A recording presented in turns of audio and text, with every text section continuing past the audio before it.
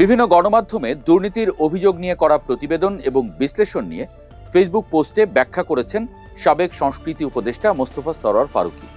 তার এই বিশ্লেষণ নিয়ে নতুন করে প্রশ্ন তৈরি হয়েছে। ব্যাখ্যার কিছু অংশ স্ববিরোধী, কিছু অংশ সত্য গোপন, আবার কিছু বিষয় ধোঁয়াশা করে এড়িয়ে গেছেন। বেনামি প্রতিষ্ঠানকে সংস্কৃতি মন্ত্রণালয়ের অনুদান দেওয়া প্রসঙ্গে ফারুকী লিখেছেন, এই অনুদান সুপারিশ করে মহানগর বাছাই কমিটি, সেখান থেকে যায় জাতীয় কমিটিতে, যেখানে আমার কোনো ভূমিকাই নাই। কমিটি সুপারিশ চূড়ান্ত করে সচিবের বরাবর ফাইল পাঠায়, সচিব স্বাক্ষর করে মন্ত্রীকে পাঠায়, মন্ত্রী জাস্ট অনুমোদন দেন। অর্থাৎ বাছাই কমিটির উপরে দায় চাপিয়ে নিজেকে দায়মুক্ত করার চেষ্টা করেছেন মোস্তফা সরোয়ার ফারুকী। কিন্তু ফারুকী মন্ত্রণালয়ের উপদেষ্টা থাকার সময়ে এসব কমিটিকে ঠিকমতো কাজ করতে দেননি, এই অভিযোগ তিনি উপদেষ্টা থাকার সময়ে উঠেছিল। বাংলা একাডেমির পুরস্কার নিয়ে বিতর্ক ওঠায় জুরি সদস্য মোরশেদ শফিউল হাসান পদত্যাগ করেন। সে সময় বাংলা একাডেমি থেকে পদত্যাগ করেন কবি সাজ্জাদ শরীফ। পদত্যাগের সময়ই পুরস্কারে ফারুকীর হস্তক্ষেপের কথা ওঠে, অর্থাৎ কমিটি থাকলেও ফারুকীর সিদ্ধান্তই চূড়ান্ত, এমনটাই জানা যায় সে সময়। এমনকি জুলাই জাদুঘরের জন্য বেনামি প্রতিষ্ঠানকে ডকুমেন্টারি তৈরির কাজও দেওয়া হয় ফারুকীর ইচ্ছাতেই। ফারুকী ঠিকই বলেছেন, কমিটি আছে, তারাই বাছাই করে সিদ্ধান্ত পাঠায়। কিন্তু বিভিন্ন কমিটির সদস্যরা অভিযোগ করেছেন এসব কাজে ফারুকী হস্তক্ষেপ করেছেন, এমনকি কয়েকজন পদত্যাগ পর্যন্ত করেছেন। এক শিল্পকলা থেকেই মহাপরিচালক থেকে পরিচালনা পর্ষদের সদস্য পর্যন্ত মোট 7 জন পদত্যাগ করেছেন। ফারুকী এই বিষয়গুলো এড়িয়ে গেছেন। কমিটির উপরে দায় চাপিয়ে নিজেকে দায়মুক্ত রাখার চেষ্টা করেছেন। এস আলম গ্রুপ যেমন বেনামে শত শত কোটি টাকা লুটে নিয়েছে, একইভাবে মোস্তফা সরোয়ার ফারুকীও বেনামে কোটি কোটি টাকা লুটে নিয়েছেন, এমনটাই অভিযোগ। টাকার অঙ্ক আলাদা হলেও লুটের ধরনটা একই। এমন অভিযোগ কি শুধু কমিটির উপর দায় চাপিয়ে পার পাওয়া যেতে পারে? যথাযথ তদন্ত হলেই বেরিয়ে আসবে দুর্নীতি কি শুধু বাছাই কমিটির সদস্যরাই করেছেন, নাকি উপদেষ্টার চাপে অস্তিত্বহীন সংগঠনকে রাষ্ট্রের কোটি কোটি টাকা অনুদান দিতে বাধ্য হয়েছেন। জুলাই জাদুঘর নিয়ে টিআইবির নির্বাহী পরিচালক ডক্টর ইফতেখারুজ্জামানের মন্তব্যের জবাবে ফারুকী বলেছেন, উনি খোঁজ নিলেই জানতেন অনেক বোর্ডেই মন্ত্রী পদাধিকার বলে সভাপতি। শিল্পকলা একাডেমি, শিল্পী কল্যাণ ট্রাস্ট সহ আরও অনেক জায়গায় এরকম আছে।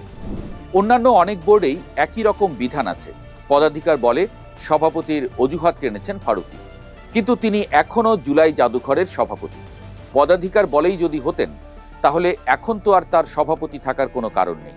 অর্থাৎ পদাধিকারের যে অজুহাত তিনি টেনেছেন সেটা সত্য নয়, বরং তিনি নিজেকে সভাপতি পদে বহাল রাখার জন্য নিয়ম পরিবর্তন করেছেন।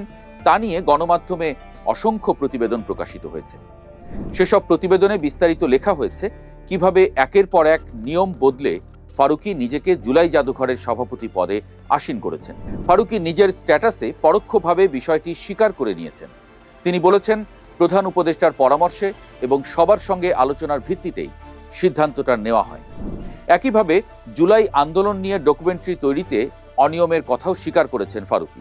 তিনি লেখেন, অনুষ্ঠানমালার মাত্র 20 দিন সময় হাতে ছিল বলেই বিশেষ বিবেচনায় যথাযথ বিধি অনুসরণ করে ডিপিএম মেথডে কাজগুলো দেওয়া হয়েছে। ডিপিএম কি সেটা ব্যাখ্যা না করে তিনি কিছুটা চাতুরির আশ্রয় নিয়েছেন। ডিপিএম মানে হলো ডিরেক্ট প্রকিউরমেন্ট মেথড, অর্থাৎ কোনো টেন্ডার বা বাছাই বা মূল্যায়ন না করে সরাসরি কেনাকাটা। সাধারণত জরুরি নিত্য প্রয়োজনীয় জিনিস যেমন অফিসের বাল্ব, সাবান, টয়লেট টিস্যু ইত্যাদি সরাসরি কেনাকাটা করা হয়। কিন্তু যেখানে ডকুমেন্টারি তৈরির বাজেট প্রায় 5.5 কোটি টাকা, সেখানে ডিপিএম বা সরাসরি কেনাকাটা আসলেই উপযুক্ত পদ্ধতি কিনা তা নিয়ে বিতর্ক আছে।